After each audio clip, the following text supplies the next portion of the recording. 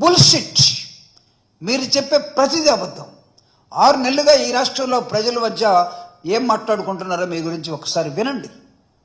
బడికి వెళ్ళే పిల్లల్ని అడగండి. పిల్లల్ని బడికి పంపలేకపోతున్న తల్లిదండ్రులను అడగండి.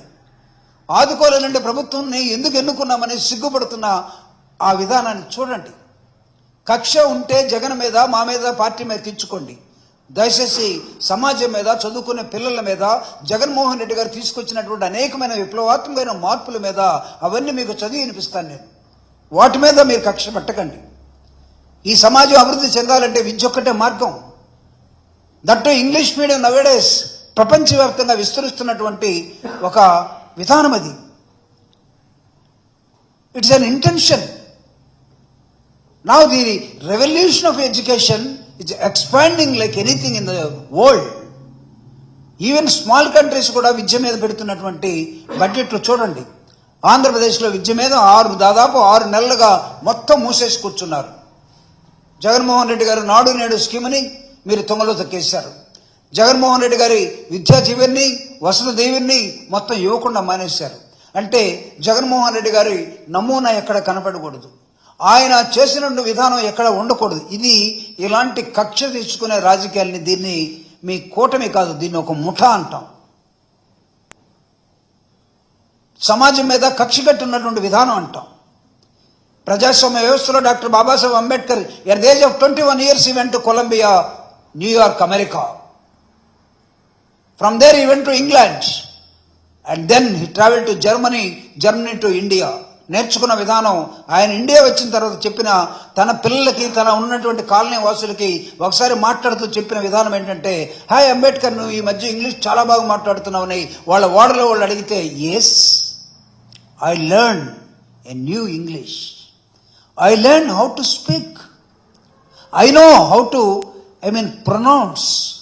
ఈ విధానంలో మనం మాట్లాడితే, అందుకే అంబేద్కర్ అంటాడు, ఇంగ్లీష్ తెలిసినటువంటి వాడు పులి పాలు తాగితే ఎంత ధైర్యంగా ఉంటాడో అంత ధైర్యంగా ఈ సమాజంలో ఉంటాడని చెప్తాడు. పూలే ప్రపంచాన్ని నువ్వు చూడాలంటే యు మస్ట్ నో ఇంగ్లీష్ అంటాడు, నాట్ హిందీ. అంటే వాళ్ళ దగ్గర నుంచి జగన్మోహన్ రెడ్డి గారు తీసుకున్నటువంటి ఒక నినాదం ఈ రాష్ట్రంలో ఉన్నటువంటి పిల్లలు, దాదాపు 44 లక్షల మంది తల్లులు, పిల్లలు తన పిల్లలు ఇంగ్లీష్ మాట్లాడుతుంటే చూసి చెలించిపోయి ఆహ్లాదంగా సంతోషించినటువంటి ఆ సంతోషాన్ని ఇప్పుడు మళ్ళా ఎటు పంపించారు, మీరు చీకట్లోకి నెట్టేశారు కదా.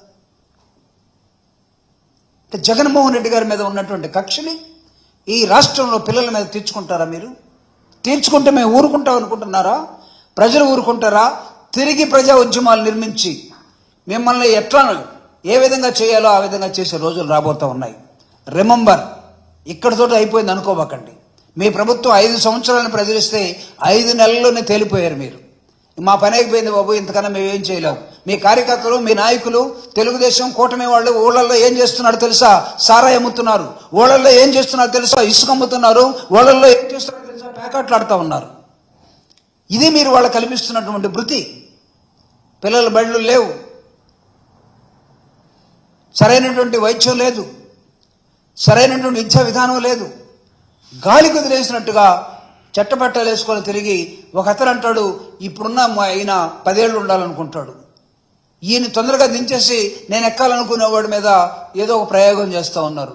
చేసుకోండి, తన్నుకోండి, చావండి, జుట్లు ముడేసుకోండి, మాకు అనవసరం. కానీ ఈ రాష్ట్రంలో విద్యను మాత్రం మీరు తాకద్దని, లేకపోతే జగన్మోహన్ రెడ్డి గారు ప్రారంభించినటువంటి చేసినటువంటి అనేకమైన విప్లవాత్మక మార్పుల్ని కొనసాగించమని నేను కోరుతూ, జగన్మోహన్ రెడ్డి గారు ఏం చేశారో మీకు ఒక 2 నిమిషాల్లో స్పష్టంగా చెప్పడం కోసం.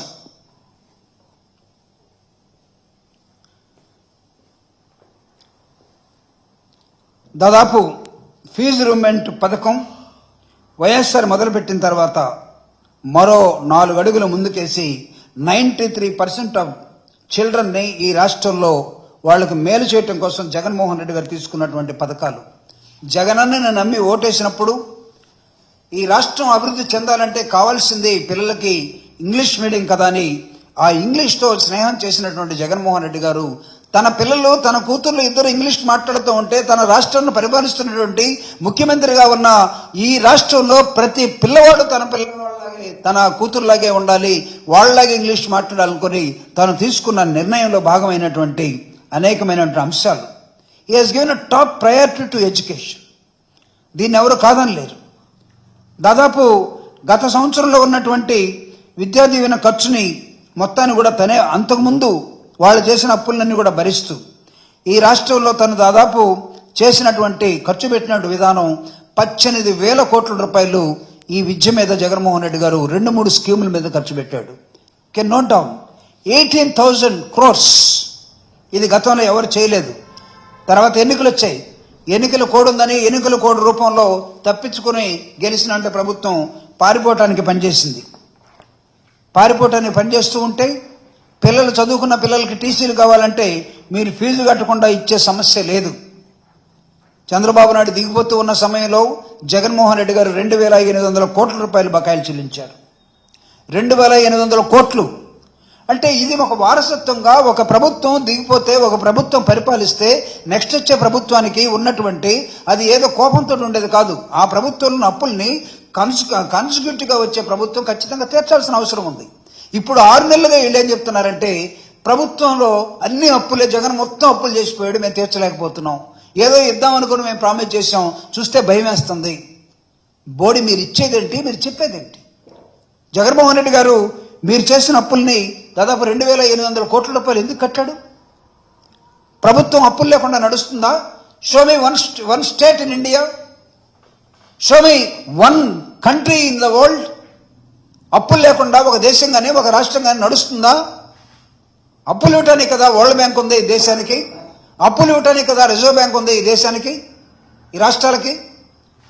అంటే ప్రభుత్వం అంటే లాభాలు నడిపే మీ కంపెనీలు అనుకుంటున్నారా? వ్యాపారం అనుకుంటున్నారా? ప్రభుత్వం వ్యాపారం చేస్తుందా?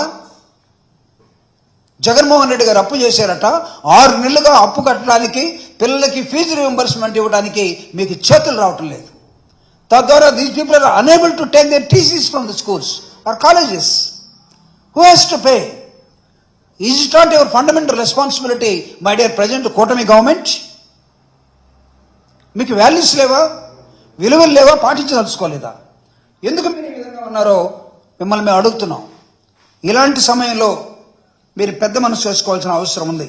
లేకపోతే మిమ్మల్ని ఖచ్చితంగా ఇంటికి పంపిస్తారని కూడా మేము చెప్తున్నాం. జగన్మోహన్ రెడ్డి గారి ప్రభుత్వంలో టంచనగా there is a white paper నేను ఇస్తున్నాను. ఒక వైట్ పేపర్ని మేము ముందు పెడుతున్న ఒక శ్వేతపత్రాన్ని. జగన్మోహన్ రెడ్డి గారు ప్రభుత్వంలోకి వచ్చిన తర్వాత ఏ టైంకి, ఏ డేట్కి, ఎంతమంది పిల్లలకి, ఎన్ని కాలేజీలకి ఎంత ఫీజు కట్టాడు, ఇది నేను ఒక వైట్ పేపర్ ఇస్తున్నాను. మీరు 6 నెలల్లో మీరు ఏం చేశారో ఒక వైట్ పేపర్ ఇవ్వగలరా? ఎస్, ప్రభుత్వాన్ని ప్రజలు అడుగుతారు. ప్రజల్లో భాగంగా ప్రతిపక్షం అడుగుతుంది, మేము అడుగుతున్నాం. ఎందుకు ఇవ్వలేకపోతున్నారు? జగన్మోహన్ రెడ్డి గారు 2020 ఏప్రిల్ 28న దాదాపు 21,55,298 మందికి 4,208 కోట్ల రూపాయలు ఇవ్వటం జరిగింది. 19/4/21 దాదాపు 10,80,000 మందికి ఆయన 671 కోట్లు ఇవ్వటం జరిగింది. సో ఈ విధంగా చూసినప్పుడు 2021, 2022, 2023, 2024 మొత్తం దాదాపు 12,609 కోట్ల రూపాయలని ఆయన ఖర్చు పెట్టాడు. మీరేం చేస్తున్నారు? ఎక్కడుంది? 6 నెలల్లో మీరు ఇచ్చినటువంటి ఈ త్రైపాక్షికంగా ఇవ్వాల్సిన ఫీజు ఎవరు కట్టారు, ఎంతమంది కట్టారు, దానిలో తల్లులు ఎంతమంది ఉన్నారు, దానిలో పిల్లలు ఎంతమంది ఉన్నారు, ఎన్ని కాలేజీలు ఉన్నాయి, ఎక్కడైనా మీరు ఒక వైట్ పేపర్ ఇచ్చారా? ఎందుకు ఈరోజు కాలేజీ యాజమాన్యం మీ దగ్గరకు వచ్చి బతికినడాల్సిన అవసరం ఉంది?